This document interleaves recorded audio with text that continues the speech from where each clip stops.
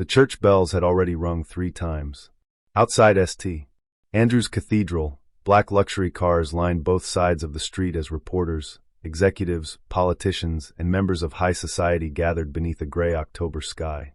Inside, the funeral of billionaire Richard Hawthorne was about to begin.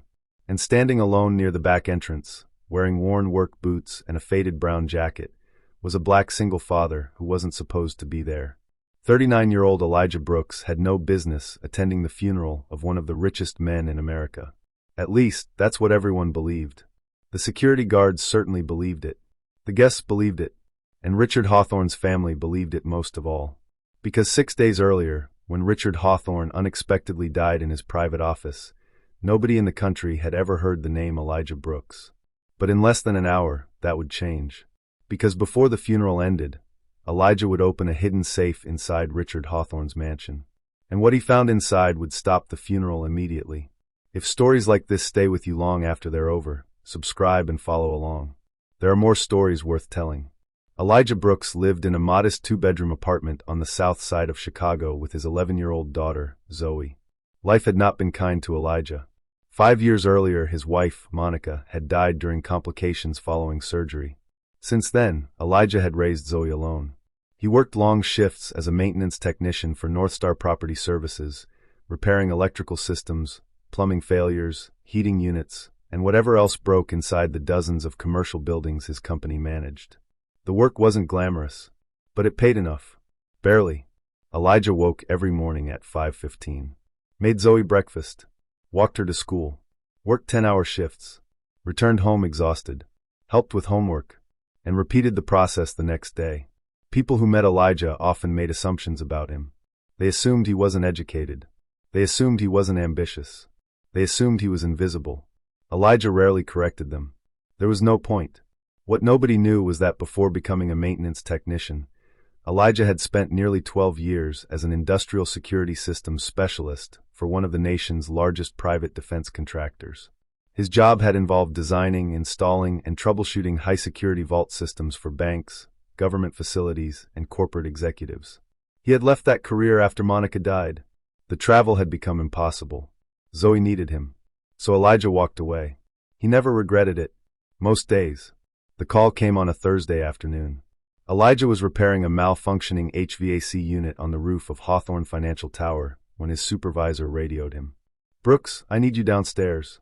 Immediately. Something in Gary's voice sounded unusual. Elijah climbed down from the roof, expecting another maintenance emergency. Instead, he found 3 people waiting in the executive lobby. Gary, a sharply dressed woman in her early 50s, and a lawyer. The woman introduced herself first. "My name is Evelyn Pierce. I've served as Richard Hawthorne's personal attorney for 22 years. Elijah frowned. "I think you have the wrong person." Evelyn shook her head. "No, Mr. Brooks. We most certainly do not." She handed him an envelope. Inside was a single handwritten note. Elijah recognized the handwriting instantly. Because 3 weeks earlier, he'd seen the same handwriting while fixing a security panel on the 37th floor. Richard Hawthorne himself had written it. The note contained only one sentence. "If anything happens to me, call Elijah Brooks." Elijah looked up slowly. "I don't understand." Neither did Evelyn. Richard Hawthorne, founder and CEO of Hawthorne Global Investments, had died 6 days earlier from what authorities described as a sudden heart attack. He was 71. The death shocked the business world. Richard had built an empire worth nearly $14 billion. News channels had covered the story continuously. Yet according to Evelyn, shortly after Richard's death, a sealed legal instruction stored with his estate attorneys had been opened. Inside, Richard had specifically ordered that Elijah Brooks be brought to Hawthorne Estate immediately following his death. No explanation had been provided. Elijah had met Richard exactly twice. Both encounters had lasted less than 15 minutes. The first time occurred 8 months earlier. Richard's private office security panel had malfunctioned. Elijah had been assigned to repair it. Most executives ignored maintenance workers. Richard hadn't. Instead, he'd asked Elijah about his daughter after noticing a school photo tucked inside Elijah's wallet. The conversation lasted perhaps 10 minutes. The second meeting happened 3 weeks ago. Another security issue. Another brief conversation. This time, Richard had asked unusual questions. Had Elijah ever worked with biometric vault systems? Was he still licensed? Did he still remember old protocols? Elijah remembered being surprised. Very few people knew about his previous career. He'd answered honestly. Yes, yes, and yes. Richard had simply nodded. Good, he'd said. Sometimes the right person arrives long before you understand why. Elijah hadn't thought about the conversation since. Now, standing inside the executive lobby, he suddenly wished he had. The drive to Hawthorne Estate took 45 minutes. The mansion sat behind wrought iron gates on nearly 30 acres outside the city. It looked less like a home and more like a private museum. Security personnel stood everywhere. Luxury vehicles filled the circular driveway. Preparations for the funeral were underway. As soon as Elijah stepped from Evelyn's car, hostility became palpable. People noticed him immediately. They always did in places like this. But what happened next surprised even Elijah. A tall man wearing an expensive black suit approached with visible irritation. Who is this? Evelyn answered calmly. This is Mr. Elijah Brooks. The man's expression hardened. And why exactly is a maintenance worker being brought into my father's home during funeral preparations? Evelyn remained composed. Because your father specifically requested it. The man stared. This was Daniel Hawthorne, Richard's oldest son, 46 years old, Harvard-educated, Chief Operating Officer of Hawthorne Global, and by all public appearances, heir apparent to a multi-billion-dollar empire. Daniel looked Elijah up and down. Every inch of that look communicated the same message. You do not belong here. I think there must be some mistake, Daniel said. There isn't, Evelyn replied. My father's dead, Daniel said coldly. Which means I decide who enters this house. No, Evelyn said. Legally, Richard Hawthorne's estate documents decide. Silence followed. Daniel's jaw tightened. He stepped aside, but only barely. Inside, Hawthorne Estate felt strangely empty despite being filled with people. House staff moved quietly. Executives whispered in corners. Family members occupied sitting rooms, discussing inheritances with carefully controlled expressions. Grief existed, but tension existed more. Elijah noticed it immediately. Years of working around wealthy clients had taught him something. Money complicated everything, especially death. Evelyn led Elijah upstairs, to Richard Hawthorne's private office. The room had remained untouched since Richard died. Police investigators had already completed their examination. Nothing unusual had been found. At first glance, the office appeared ordinary. Massive desk, bookshelves, artwork, fireplace, floor-to-ceiling windows. But Elijah's eyes moved differently. Old habits returned automatically. Security specialist instincts. He noticed reinforced wall sections hidden behind decorative wood paneling. Pressure-sensitive flooring. Infrared sensors. Retinal scanner hardware concealed inside the bookshelf trim. This office contained far more security than anyone needed for ordinary documents. Elijah slowly turned. There's a vault in this room. Evelyn looked surprised. You knew that already? No. Elijah walked toward the fireplace. Kneeling beside the stone mantel, he ran his fingers along the lower edge. He stopped. There. A microscopic seam. Almost invisible. Modern hidden vault systems often disguised access points behind architectural features. Richard had used one of the most advanced systems Elijah had ever seen. Who else knows about this safe? Elijah asked. Evelyn hesitated. Only Richard. And now you. Elijah stood. This wasn't installed by an ordinary security company. No. It was custom designed. Evelyn nodded slowly. Richard had it installed 11 years ago. Elijah looked at her. Who installed it? For the first time, Evelyn seemed uncomfortable. Richard never told anyone. That bothered Elijah. Because someone had installed it. Someone always did. Before he could ask another question, voices erupted downstairs. Angry voices. A moment later, Daniel stormed into the office. Behind him came his younger sister, Caroline. What exactly is happening? Daniel demanded. Evelyn remained calm. Your father left instructions. I know that, Daniel snapped. What I don't understand is why some stranger is standing inside Dad's private office. Caroline crossed her arms. This is absurd. Elijah said nothing. He'd spent enough years around wealthy people to know when silence was wiser. Daniel pointed toward the door. I want him out. Evelyn shook her head. Impossible. Daniel laughed once. Impossible? Yes. She opened a leather portfolio, removed another document, and read aloud. In the event of my death, Elijah Brooks is to be granted unrestricted access to my private office and any security systems therein until such time as he declares his work complete. The room became perfectly silent. Daniel stared. Caroline stared. Elijah stared. Because this was the first time he had heard those words too. Daniel recovered first. This is insane. Perhaps, Evelyn said quietly. But those were your father's exact instructions. Daniel looked directly at Elijah. What kind of work? Elijah answered honestly. I have absolutely no idea. For several seconds nobody spoke. Then something unexpected happened. A soft electronic sound echoed through the office. Beep. Everyone froze. Beep. It came from inside the wall behind the fireplace. Elijah turned slowly, because he recognized that sound instantly. It was not an alarm. It was a countdown warning. And according to the rhythm, whatever was hidden inside Richard Hawthorne's vault had just activated itself. Elijah's expression changed. For the first time since arriving at the estate, genuine concern appeared on his face.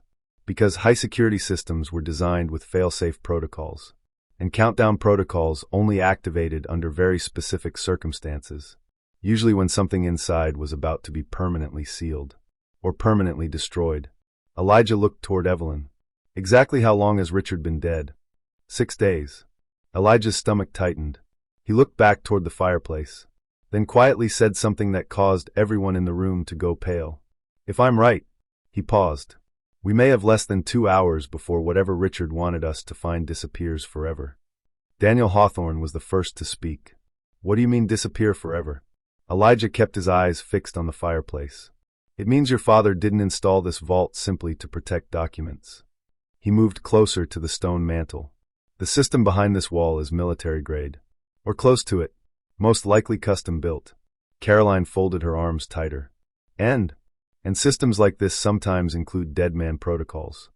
Evelyn frowned. Dead man protocols? Elijah nodded. If the owner dies, certain conditions trigger automatically.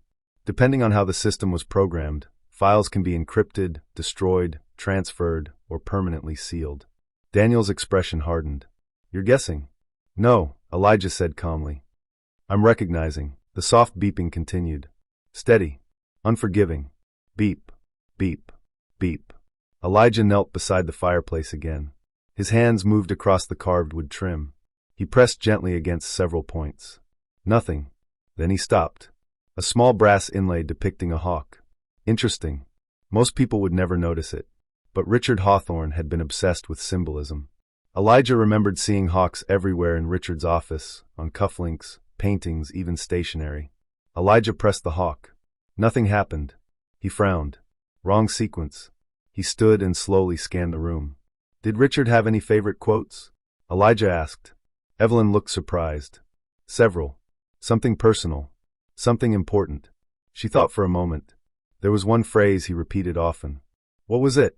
The truth rarely enters through the front door. Elijah looked around the office. Front door. He turned toward the massive bookshelf opposite the entrance. Interesting. He walked across the room. Daniel sighed loudly. This is ridiculous. Elijah ignored him. The bookshelf contained hundreds of books, but only a handful showed signs of regular use. One immediately stood out. A worn leather edition of The Count of Monte Cristo. Elijah pulled it slightly. Nothing. He pushed it inward. Click. The room suddenly came alive. Panels inside the walls quietly shifted. Lights hidden beneath the fireplace illuminated. And directly above the mantel, a small screen emerged from behind the wood paneling. Everyone froze. On the screen appeared a timer. 1 hour 46 minutes and 12 seconds. 1 hour. 46 minutes. Counting downward. Daniel took a step backward. My God. A second message appeared. Identity confirmation required. Authorized individual, Elijah Brooks. Daniel stared. Caroline stared. Even Evelyn looked stunned. Elijah felt something cold settle into his stomach. Richard hadn't merely mentioned him. Richard had built an entire security protocol around him. The screen changed again. Voice authentication. Please state. The truth enters now. Elijah hesitated. This had gone far beyond strange. But the timer continued ticking. He took a breath. The truth enters now. For several seconds nothing happened. Then, voice match accepted. Welcome, Mr. Brooks. The fireplace split silently down the middle. Hidden stone panels retracted, and behind them sat one of the most sophisticated vault systems Elijah had ever seen. Daniel whispered, "Holy." The vault door stood nearly 7 feet tall. Titanium alloy, biometric scanner, mechanical backup lock, thermal shielding, triple redundancy architecture, custom built, extremely expensive. Elijah immediately recognized the manufacturer. Or rather, he recognized something impossible. He knew this vault, because 10 years earlier, Elijah himself had helped design it. The realization struck him so suddenly he physically stepped backward. Evelyn noticed immediately. "What is it?" Elijah didn't answer. He couldn't, because suddenly he remembered. 10 years ago, a defense contractor, a classified private client, extreme confidentiality agreements. The client had insisted that only one technician personally oversee every stage of construction. Elijah. At the time, the client's identity had been concealed. Payments had moved through shell corporations, standard procedure for ultra-high net worth individuals. Elijah had never learned who the vault belonged to. Until now. Richard Hawthorne. "My God," Elijah whispered. Daniel frowned. "What?" Elijah looked directly at him. "I built this vault." Silence exploded through the room. Caroline laughed. Actually laughed. "No, you didn't." "I did." "That's impossible." Elijah shook his head slowly. 10 years ago, before I left private security." Daniel looked furious. "So my father somehow arranged for the man who originally built his secret vault to return after his death?" Evelyn spoke quietly. Apparently, nobody knew what to say. The timer read, 1 hour 39 minutes and 27 seconds. Elijah approached the vault. His expression had completely changed. Professional. Focused. Every movement precise. The biometric scanner remained dark.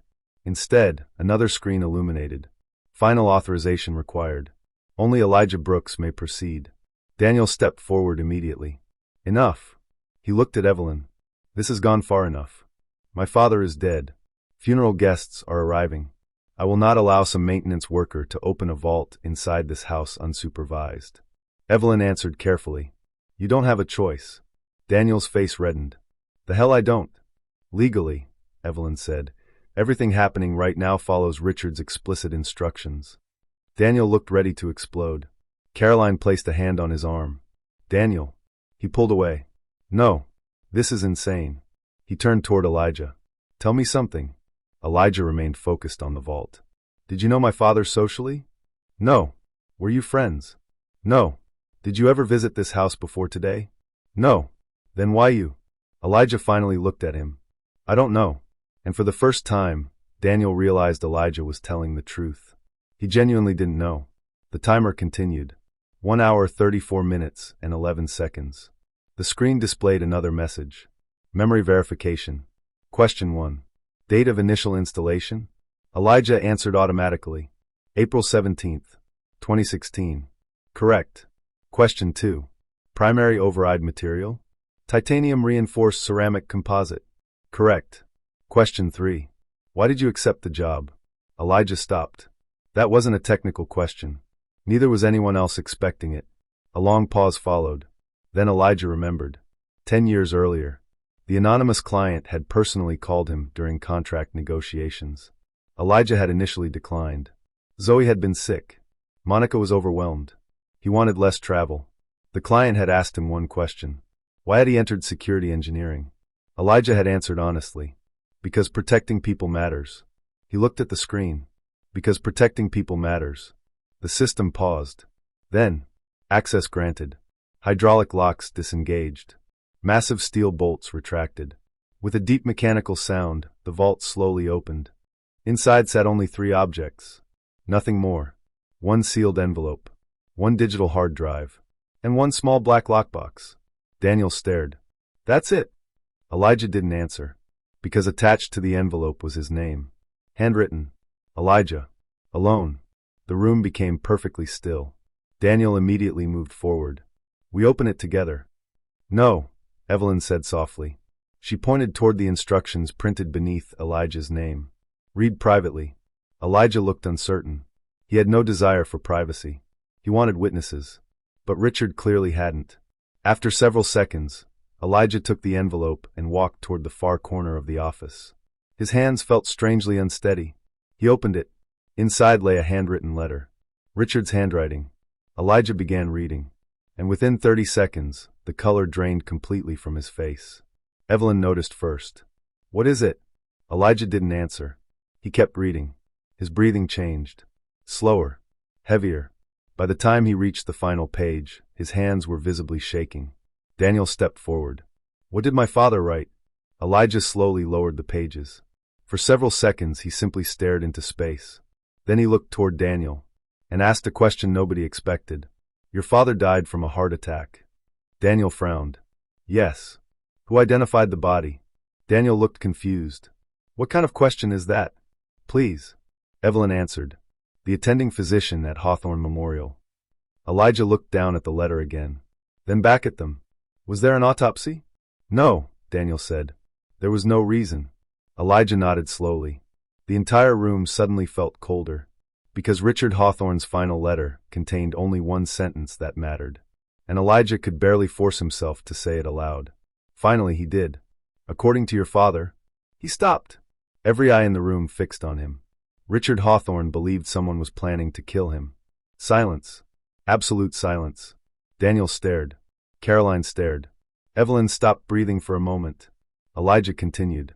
"And if you're reading this," he wrote. Elijah looked down once more. "It means they probably succeeded." Nobody spoke. Downstairs, church bells began ringing. The funeral service was starting. And upstairs, inside Richard Hawthorne's private office, for people suddenly realized something terrifying. They might be preparing to bury a man whose death had never actually been investigated. The timer on the wall continued counting down. 1 hour, 22 minutes, and 43 seconds. Then the hard drive inside the vault suddenly illuminated, and a new message appeared on the screen. "If you believe my death was natural, close the vault, attend my funeral, and walk away. But if you want the truth, open the lockbox, and stop the funeral immediately." Nobody moved. For several seconds, the only sound inside Richard Hawthorne's office was the steady ticking of the countdown timer. 1 hour, 21 minutes, and 58 seconds. 1 hour, 21 minutes, and 57 seconds. 1 hour, 21 minutes, and 56 seconds. Daniel Hawthorne finally found his voice. "This is insane." His words came out louder than intended. "My father was 71 years old. He had heart problems. He worked 18-hour days. People die." Elijah said nothing. He was staring at the small black lockbox still sitting inside the vault. Caroline stepped closer. "What exactly did the letter say?" Elijah handed it to Evelyn. She began reading silently. Halfway through, her expression changed. By the final page, she looked pale. Daniel noticed immediately. "Evelyn?" She lowered the letter slowly. "Richard wrote this 3 months ago." Daniel frowned. So Richard specifically states that if his death was ruled natural without a full toxicology panel. She paused. He wanted that conclusion challenged. Silence. Daniel looked stunned. "My father never told me any of this." "Apparently," Evelyn said carefully, "he didn't intend to." The timer continued. 1 hour, 19 minutes, and 42 seconds. Elijah reached into the vault and lifted the black lockbox. It was surprisingly light. No visible keyhole. No combination dial. Only a small fingerprint scanner on top.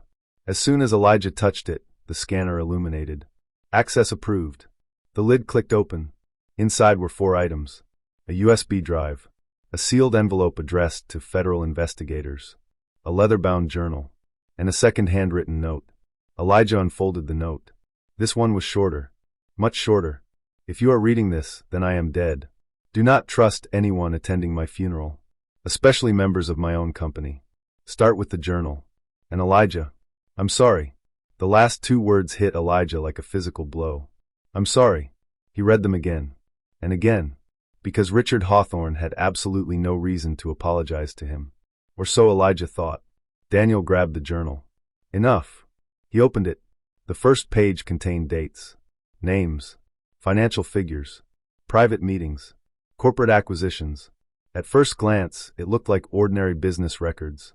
Then Daniel turned another page and froze. "What?"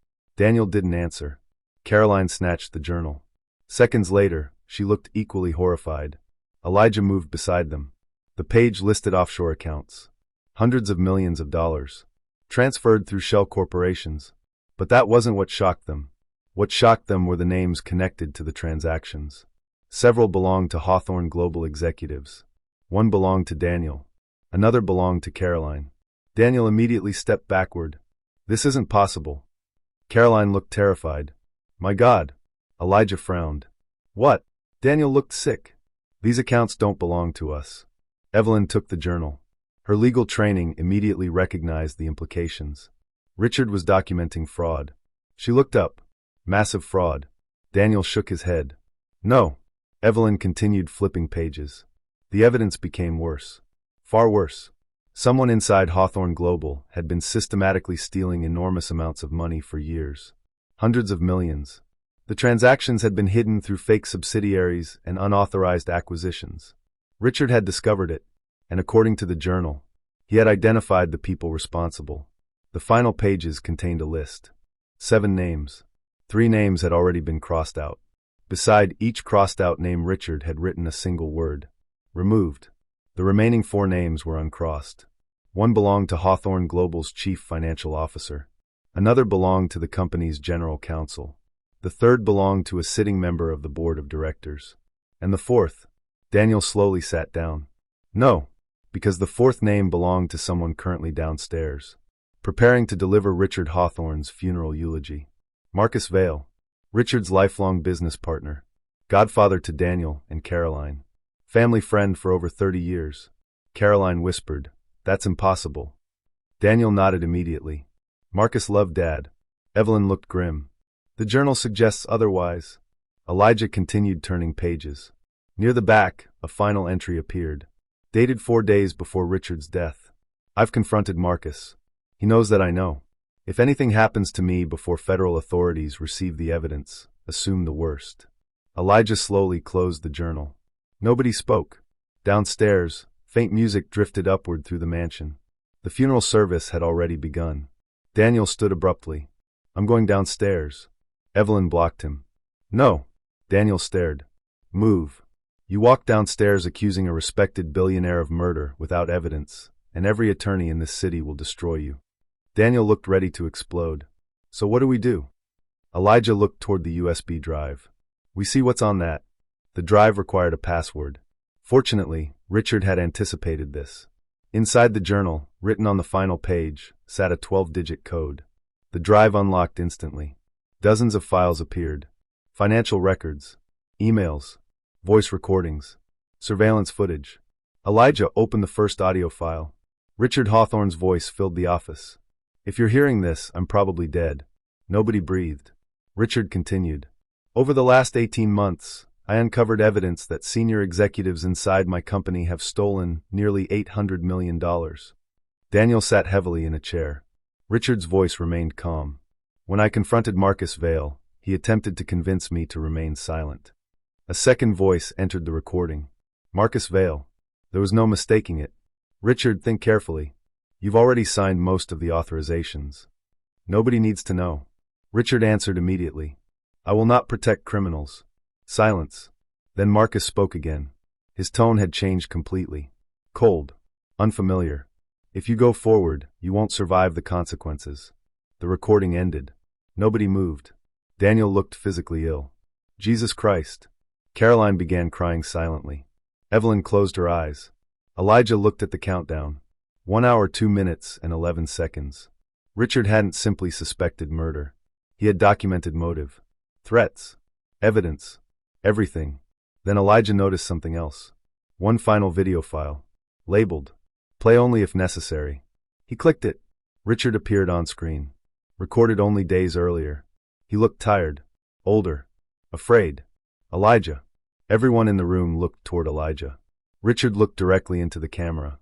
If you're watching this, then events unfolded exactly as I feared. Elijah stared. 10 years ago, when you installed my vault, you told me something. Richard smiled sadly. You said security systems only work if the person protecting them still believes people are worth protecting. Elijah's chest tightened. He vaguely remembered saying something similar. Richard continued. I never forgot. His expression darkened. I chose you because you cannot be bought. He paused. And because I owe you a debt. Elijah frowned. Debt? Richard continued. 12 years ago, Your wife Monica applied for a senior accounting position at Hawthorne Global. Elijah stopped breathing. Richard looked devastated. I personally rejected her application. The room disappeared around Elijah. Richard continued quietly.